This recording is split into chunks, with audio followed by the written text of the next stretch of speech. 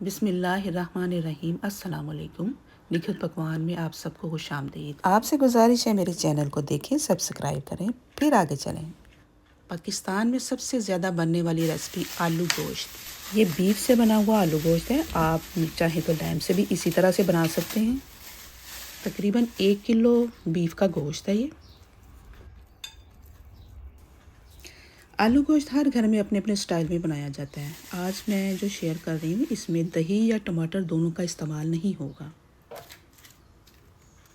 1 kilo beef में 4 बड़े size के प्याज जाएंगे और इसमें जाएगा थोड़ा सा खड़ा मसाला। बहुत अच्छा लगता है इसमें।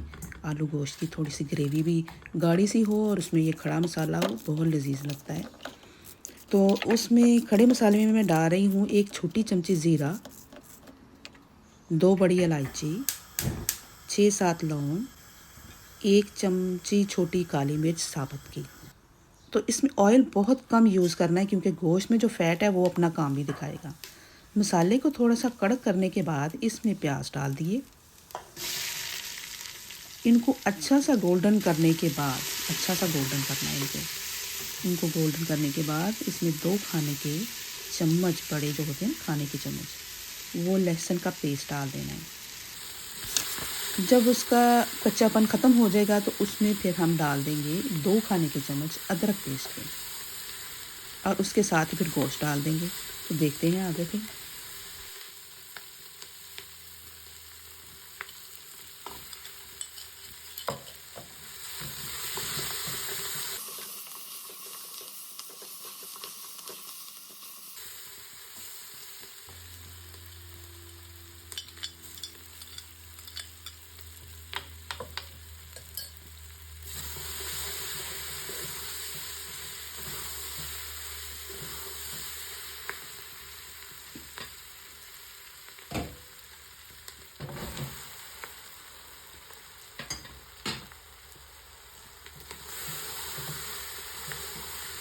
गोश्त डालने के बाद हमने गोश्त को भी भूनना नहीं है, सिर्फ हमने 1 कप इसमें पानी डालना है। इतना पानी डालना है कि जितना सिर्फ हमारा मसाला गल जाए, गोश्त जो है वो चाहे गले ना गले। और इसमें शामिल कर देना है सिर्फ हल्दी 1 छोटी चमची और 2 छोटी चम्मच नमक के, और मिर्चें भी शामिल नहीं करनी। और इसको ढक्कन लगा देना है। प्रेशर कुकर का 5 मिनट के लिए सीटी बजा देनी है।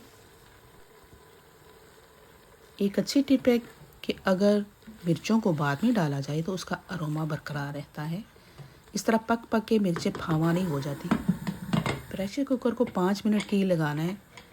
इसमें हमने गोश्त को नहीं गलाया, सिर्फ हमने अपने मसाले को गलाना है। देखिए पानी भी अभी मौजूद है थोड़ा सा और ये बड़ी जल्दी खुश्क हो जाएगा। अब पानी को हमने अच्छी तरह से ड्राई कर लेना है। हमारी बोटियों को कुछ नहीं होने वाला। एक तो ये बीफ है और दूसरा हमने सिर्फ थोड़ा सा इसको गलाया है, ज़्यादा नहीं। अब ये देखिए आलू गोश्त के लिए स्पेशल आलू कटते हैं गोल गोल से, मोटे से। इस तरीके से आलूओं को काट लें। गोश्त जब खुश्क हो गया तो उसमें मैंने आलू शामिल कर दिए। आलूओं को भून लूँगी। उसमें आलूओं का जायका बहुत अच्छा बन जाता है जब हम गोश्त के साथ इसको भूनते हैं तो। और दूसरा ये आपस में टकरे मार मार के तो आलूओं की जो एजेस हैं वो गोल हो जाती हैं, जिसका मतलब है कि आलूओं का भी थोड़ा सा जो पार्ट है वो गोश्त के अंदर ग्रेवी में शामिल हो जाता है।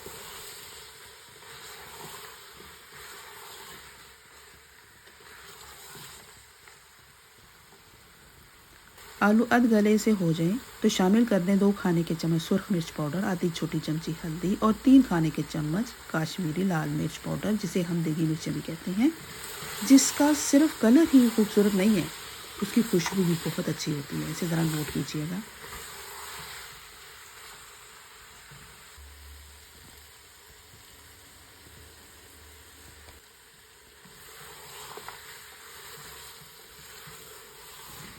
अब हमने इस मसाले को बहुत अच्छी तरह से भूनना है। पानी का छींटा दे देंगे।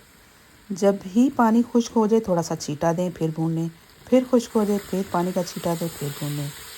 ये जो प्रोसेस है ये हमारे खाने को बहुत मज़ेदार बनाता है, ग्रेवी को ख़ास करके।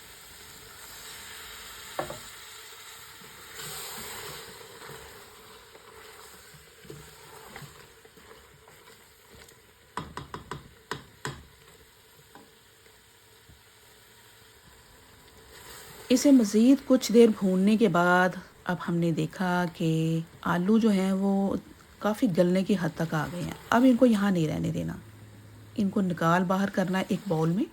थोड़ा सा पानी डालें ताकि आलू धुल जाएं।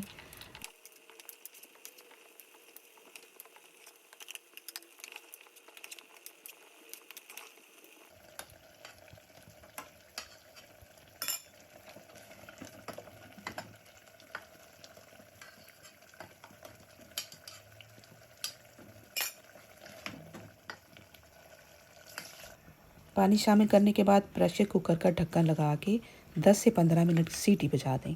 अगर आपका गोश्त ज़्यादा टाइम लेता है तो ज़्यादा सीटी बजा दें।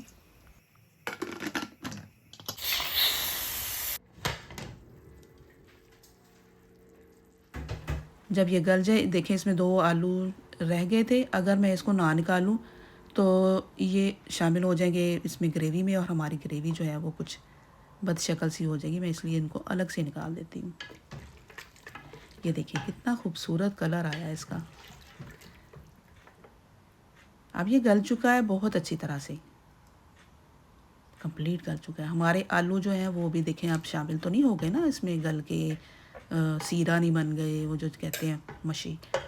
तो हमने अब डालने आलू, अपने आलू डाल दिए अच्छी तरह से। अब इसको साफ़ करके बाउल को भी पानी थोड़ा सा डाल के मैं डाल दूँगी पानी इसमें।